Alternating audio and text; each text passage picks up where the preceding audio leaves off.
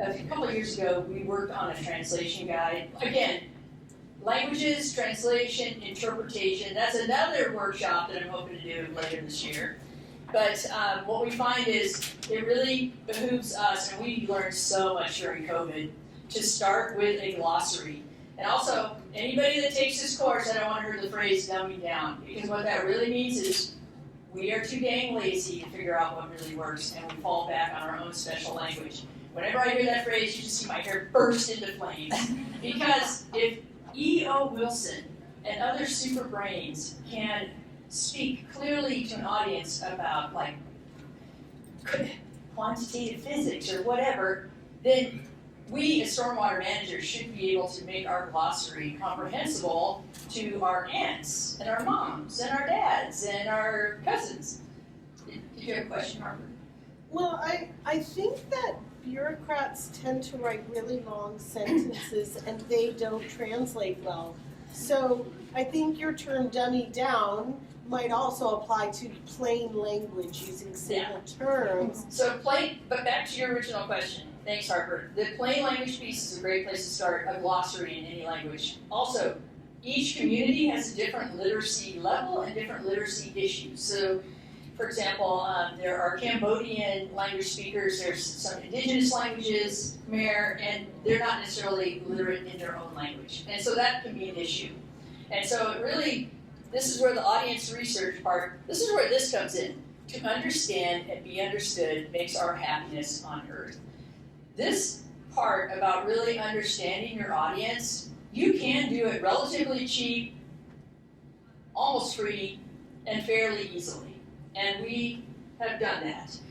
Now, the part about budget also super gripes me because I've been in this business for so long and I have seen budgets cut as far as engagement. And so when we had this huge equity push, I thought, yay, this is it. I'm going to get some money, we're going to be able to do this right. And no, it's still not, there's a lot of reasons for that, and it's a future research project of mine. But yeah, so that's why we team on Storm, so that we can pool our resources to do the type of audience research and understanding that we really need. Now, the other thing I hear is that, wait a minute, if you take money to talk to like Spanish speakers, that comes out of my big budget for like regular people, aka white mainstream environmentalists. That's an argument we're going to have to keep making, which is the better we get at communicating with all kinds of audiences, and I'm going to include the deaf audience too. You want to test your stuff, take it to the Deaf Nation that happens in Seattle. If your communications is clear, if your goal, if the community gets it, then you are successful in any language. So if the deaf community can figure out what you're trying to convey, when you go to translate or interpret that information for another audience, including English speakers, it is going to be more effective. So this is really a way, and I'm sorry, who here is actually a communications, engagement, or media specialist? Okay, wow, all right. We have a couple folks. How many of you have discretionary budget that you can put into audience research? Yeah. Yeah, what's budget? I know. Okay, and then how many of you have like direct line access to your communications people and you can say, hey, we need to do this better? Okay, wow, still a tiny percentage of the folks here. And so you are tasked to do something that I gotta say is kind of intersectional. Like, you just don't see engagement and outreach as a critical part of the environmental work. And that's partly due to, and I'm sorry folks, systemic racism. And so with that, the decisions that are made about who gets to engage in environmental topics is still limited. So you're part of the vanguard of climate change is not going to just touch our residents that live in Magnolia in Seattle, and have their, 4 SUVs in their 8-car garage. It's going to touch all of us. And the better we get at it, the better we're going to be able to get these environmental changes on. And what you're going to see too is that brown and black communities are like ready. They're way on it. They're already ready for climate change. They're waiting around for, in fact, they're not even waiting around for us to like figure out our business. They want to do it. They're going to do it. If we want to partner, this is a great way to look at it. You know, so bringing together these pieces. Let's see here. Strategies for multicultural outreach. We're going to cover like a quick framework, tips from that multimedia campaign, kind of examples, and then a touch on community media. So this is from the International Association of Public Participation, and it follows essentially an equity framework as well, where when we're working with communities, whether it's about stormwater or dog poop or paying their fees, often we are down at that end. So communications in a lot of our agencies is just seen as like, we're going to push out our information. We're going to inform people what we decided. We're just going to go ahead and do it. FYI, your fees are going up. Enjoy.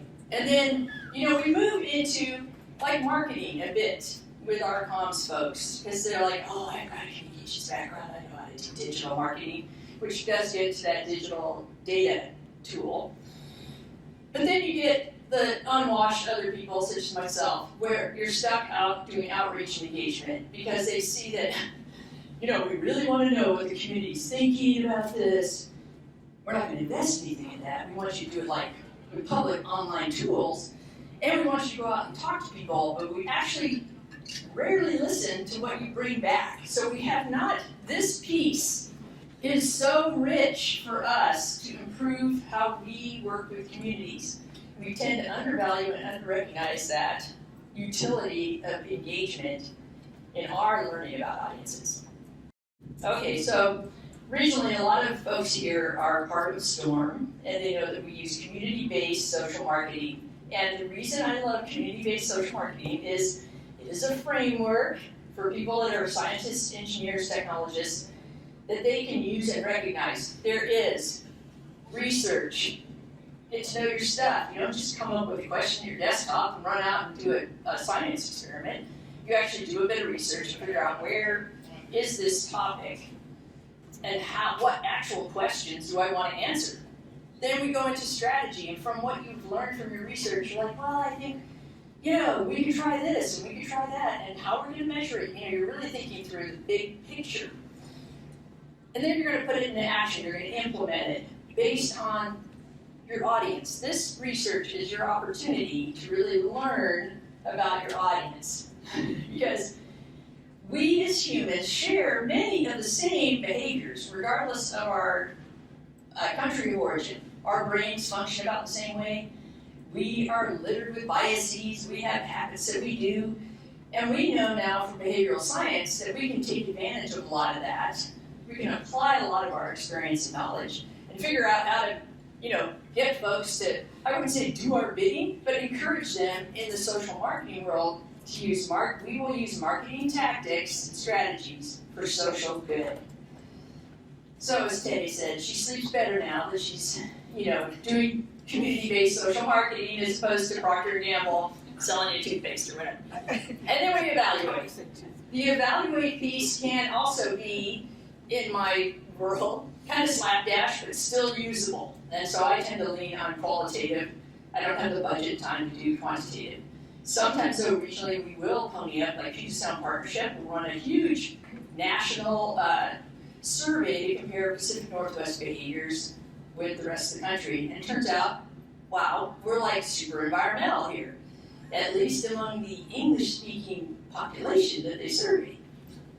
And then here, reporting back to community. So we don't do that often. And you know, that's just another lost opportunity. Because if you're reporting back to community, you say, wow, from the research, here's what we learned about your community, and this is what we think matters to you. And people feel seen, they feel heard, they feel included. And you go, this is the strategy we use. And in the case of our project, you'll see, they're like, dang, we're taking that. And they did. Okay, so just a quick touch on like, there's a big misunderstanding about social marketing. I get this a lot from managers. Well, that's just a behavior change. And I'm like, oh my God, okay, no. Behavior change, this using the social marketing approach is really your opportunity and reason to find out about your audience. People you don't know. People you're like a little fuzzy about. Like, I know I eat some great tamales, but what else does that mean? You know, I need to like dig in and find out some things. And what we do here is not just behavior change. It's really forcing us to be better customer service people. And if we are better customer service people, we will get the outcomes that we want from our communities. And more importantly, work together with them on that. And that matters a lot. Because what we get is you will build connection and trust. You'll get economic and education and other impacts that you don't even realize sometimes when we roll projects out. We will improve our systems. You know, we can make an argument for better budget if we show, hey, we're doing a great job on Spanish speakers. Why don't we try that with, say, senior citizens, which we have a growing part of our population. We will provide equitable services. Equitable services doesn't just mean by language. I also mean by disability. Is there physical access? Is there, you know, a gap in understanding because we are not providing sign language interpreters or whatever it is we need? We will improve civic engagement. Isn't that what all of our bosses constantly want? Like, isn't your project popular enough with Renton or Lakewood or wherever you're from? Like, they want that. And we want that as local government. Because we know we have fees, we have work to do, we have recruitment. Did I put that in here somewhere? Yeah, well, okay. And we need recruitment. We need more people working for us. Because a bunch of us are going to be retiring soon, and like who's pulling up the rear here, right? Okay, here's my pitch. So, behavior change. It's more than behavior change. It really is a change in the way we do business as local government.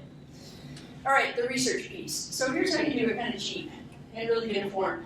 These are all professionals that are from the Hispanic community that were willing, Washington, Illinois, King County Housing District, I think I even called in like a YMCA receptionist, to come in. I would pay a stipend for their time. Most of them were like, you know, I'm public service, I'm cheap.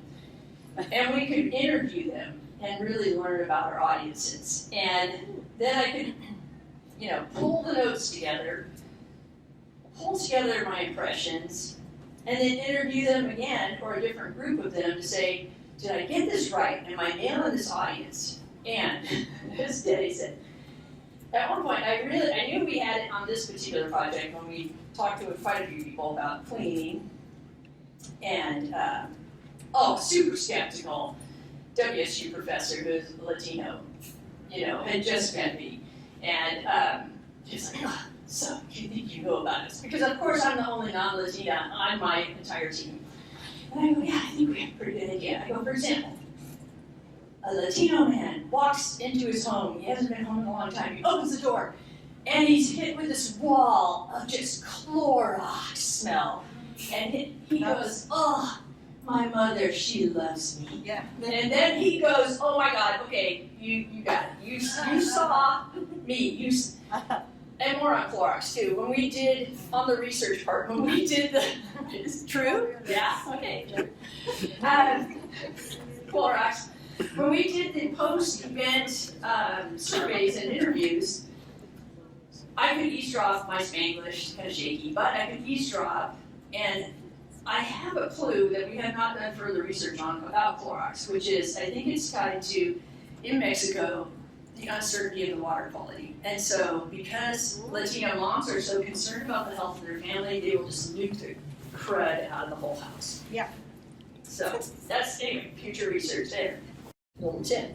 So, and again, just to touch on this, Hispanics see more environmental homes. Hispanics, and actually this goes with African American and other communities, they are ready. They are ready. We are not investing in these audiences, but they are absolutely ready for the kind of environmental information. I get requests from people, Spanish speakers, about how to volunteer, and I'm like, We don't have a program for Spanish speakers, are you kidding? And so, again, lost opportunity for connections, for engagement, and really moving our stuff forward as well. So we have lack of parks, that could be green stormwater, safe drinking water, well, water quality and groundwater are some of our things, and there's a connection to be made. Air pollution, because that has a direct health outcome, but also goes to our green spaces and parks, stormwater parks again.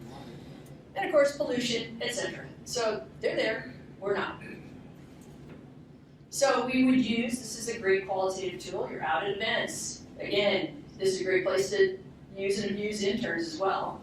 But training them on how to do a survey for you, what kind of observation to bring back. This is really where your science and engineering training comes in handy.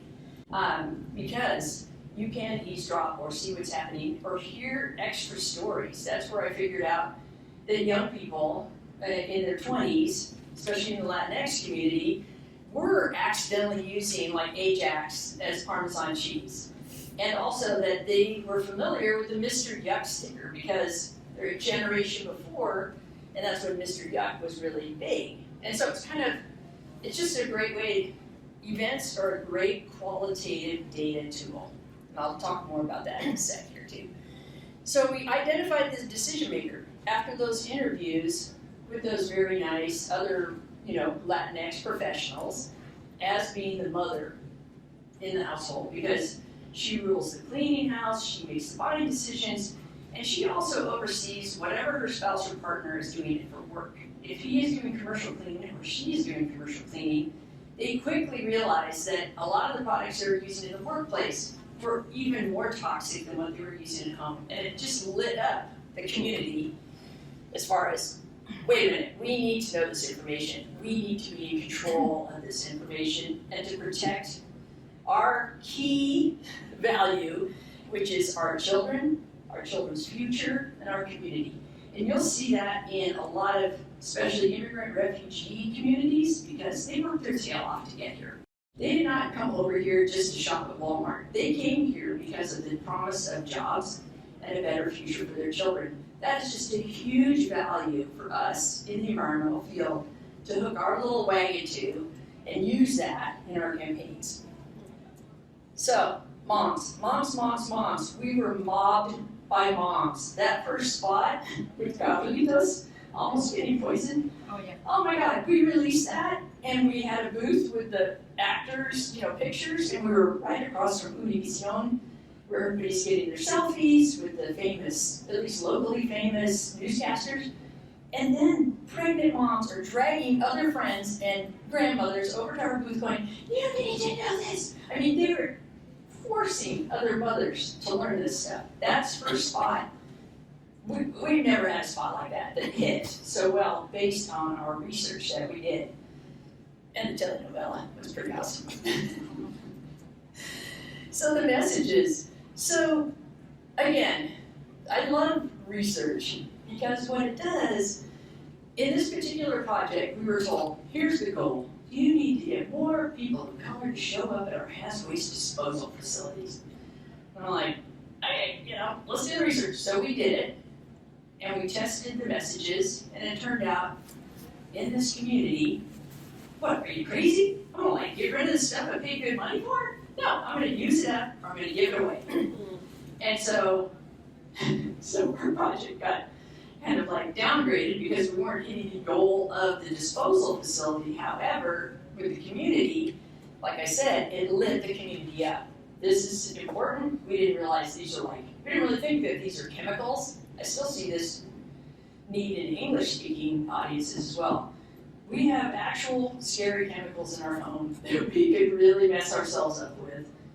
And we're just not conveying that information very effectively, I think. So in this case, we did. And that was a great way to test the message. But even before that, we had tested it with, like I said, some of our colleagues from the community to verify. And also, I gotta say, having assembled an all-Latino team kept me on the straight and narrow too. Because if I had a misperception or a misguess, they would oh so gently nudge me, oh, Mandy, I don't think you might want to think about this. I mean, they're working with Martha and Mario, they're way nicer than I am, as far as like straightening out a misunderstanding. So we also did like the first social media, and again, everybody's online these days, but in those days it was just like mind-blowing. But the key piece to think about, and why I put this up here, is because, all right, so you get out there and you engage. Okay, what's next? Who are they going to call? How are they going to find out the answers to their questions? Like, well, thinking through your steps of customer service, what are your options then? Who uses out in the field like a language line service when you encounter? Yeah. Okay, so that's part of that. Okay, I reached out to communities, and now I want to talk to them. How am I going to make that work? And in this case too, I got to say we tested the term green cleaning in Spanish. Green cleaning kit. Yeah, that didn't go very good. So again, it makes you rethink common things that we practice, but with a community, does it make sense? Does it make sense in that language? Why? No. Just why? Oh, it's green cleaning. Like, are you cleaning green things? Are you, what? I mean, there's no context for it, right? And in fact, this whole project, I got a call. I was in like a store from Tere's predecessor, and she goes, "What do we want to call on this webpage or this page? What do we want to call King County?" And I'm like, "Oh my God, I hadn't even thought of that." Go, okay, without the King. We had to like think about that as well on the fly. So again, it's really fun to do these projects because it does shake up your perceptions and pops you out of maybe the rut that you might be in and assumptions. Also, local people on local media. So the Spanish language media ecosystem is super rich and super connected, and we saw that during COVID. Yep. During COVID, we had a pretty intense Spanish language media support team we stood up. But what was key, and not just in Spanish, is that our information in this part of Washington is seen as highly credible. So we had other folks, we had reporters from Florida, we had the Somali community in Minnesota, we had other communities say, we trust your information, we trust your public health, we want to interview your people, and we will share that with our region. And so those networks are out there, whether you are or not. And that's what I see a lot of, is folks were like, what? I did not know there's black media that's been operating in our Washington and Oregon for like 3 generations now.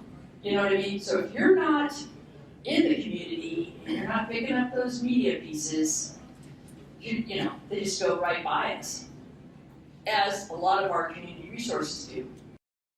Good question. Oh, yeah. So when you say they trust, was it King County they trusted, or was it the local Hispanic media? It was kind of both, because we would get, especially related to COVID, we had spokespeople, we trained up our spokespeople in Spanish for the Spanish language media training, or we trained community spokespeople as well, and put them on the air with support. So the support would be, we drew up the interview questions, translated, and then they would kind of freestyle. And I want to also emphasize, these interviews were not antagonistic. They're not like Fox News. They weren't challenging us about, well, this COVID thing, it's not really real, right? No, because these communities were already seeing the impact of COVID in the communities, right? Black and brown communities were dying and being affected at much higher rates. So boom, they're already there. They're already like, oh my God, especially moms, tell us what to do. How do we prevent our family from getting sick? I want to comment the King County Public Health create with the Latino employees of King County this unique group of volunteers from King County, and every week from the beginning of the campaign, the COVID campaign, the pandemic, every week they get together to inform the community in Spanish and they invite people from the community to translate to the different languages from the indigenous community. And believe me, I was talking with different colleagues around the country, and none of them in Miami or New York, nobody. We did it first. Nobody. That was King County. That was the best program, and it's still working today. And every time there was a press release about something else, something new, a new strain, something scary that the Hispanic community did not know about, and everybody else was freaking out. We had to translate and get the information out and transcript as fast as we could possibly get. It was, That was intense. but it That was a lot of pretty work. intense period. And not only translate, but do all the PR work so the information got to the audience. But, so look in your inboxes soon for tips on ethnic media, because I still get put all those together in paper, like what we did learn. But again, even if you don't have time or space for like maybe community engagement, if you can talk to your communications folks and get a regular habit of translating media releases into Spanish and releasing them simultaneously, will go a long way to building relationships and visibility of your agency with Spanish-speaking media. But if you were to put out a Spanish press release, you need to have a Spanish person follow up with it, yes? No, not necessarily. Okay, media releases crack me up. Because when I do media releases, managers are like, oh my God, do I need to be ready for the New York Times to call me? I mean, no, most likely not. And so the key with media releases, especially now, well, the state of the media is really changing, but it's just helpful to get your information out. If they need an interview, often they are bilingual, first of all, or you can kind of scramble to do what we did, which is train some spokespeople, get them ready to roll. Yeah. When we did media, though, I would say, they were so hungry for the information. When Yeah. we did PR, When we did PR releases about COVID, the media people were so hungry for the information to inform themselves, inform their people so they could answer questions, but also be one of the first media guys out there with the correct information. And so we got so much published so fast, especially online, by all these, the list that Mario and Marta showed of media in King County, TV, radio, all the digital guys, they all send information out about our releases as quickly as possible. So I have an example that may be relevant to this group in particular. I know in Seattle every fall, the traditional media outlets, Como King, they want to know how to prepare for the winter. They want a storm drain shot. They want that. We never have any other community media there besides King and Como, and so it'd be interesting to think about those events that turn on, that seasonal or Harper, we've got, so coming up is an image that we're working on, that kind of relationship building too. Yeah. Because Especially I'm just curious, how do we open that door? Well, that translation guide that I sent, or that I uploaded to part of this, to this training, the folks at the regional emergency services are all kind of teaming together and have started recruiting community volunteers to be emergency language folks. So there's that piece. Sherry Badger at King County Emergency Operations, terrific partner. So anyway, media is part of it. There's a bunch of other stuff, because there's a lot of channels to get to your key audience, right? So what is that Latina mom doing all day? How do we touch her? We touch her through, again, here's our great public health partner, now it's Snohomish County somewhere, who is doing green cleaning kits and asthma in-home stuff. Terrific dovetail for our projects and also our Facebook page, as are some of those health partners like CMAR, Medina. CMAR is key. Yeah, because they do these big vans that have women's health or Men's Health Day, and they'll be featured at a community center, so we would show up there as well to share our information. And the interviews on radio, TV, etc. really count. We also use direct marketing. Print is not dead with communities that have other languages because they can take home the information, share it, mull it over. Also, multi-generational households, some have kids who are English or bilingual speakers. So if you are doing your translations in English and that language, helps build the vocabulary of whoever the family interpreter is, and also helps you have a little bit longer lasting materials and resources for communities. And you can test these, user testing, that's what Tere was talking about.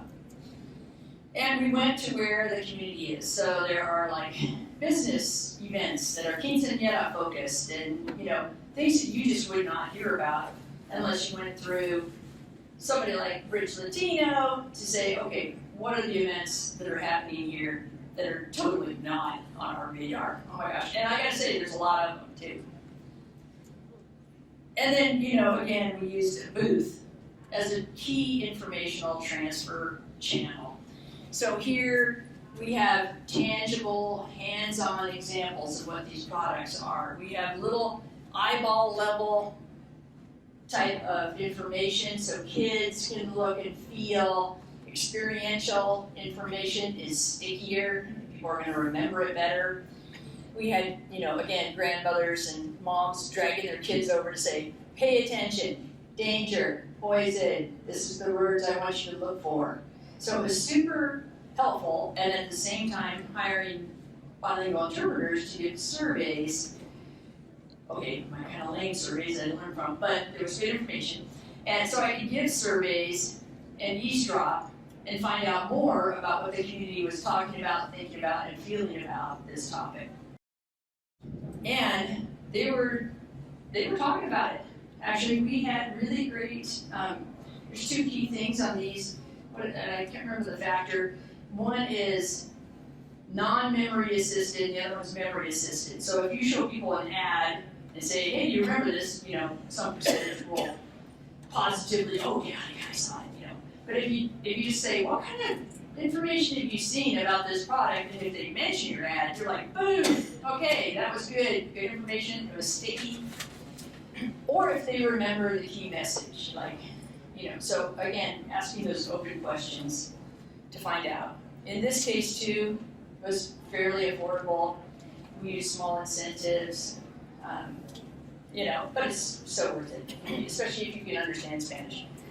And then again, hearing back from the community, this is what we want. This is how we want to use this information. And now, in fact, Casa Latina and El Centro de la Raza offer trainings for the community on this very topic. They took ownership of the project, which was good.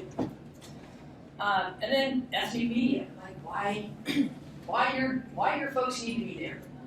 One, okay, I don't think we've all forgotten yet that we went through COVID, #MeToo, Black Lives Matters, toilet paper crisis, COVID. It just went on and on and on, right?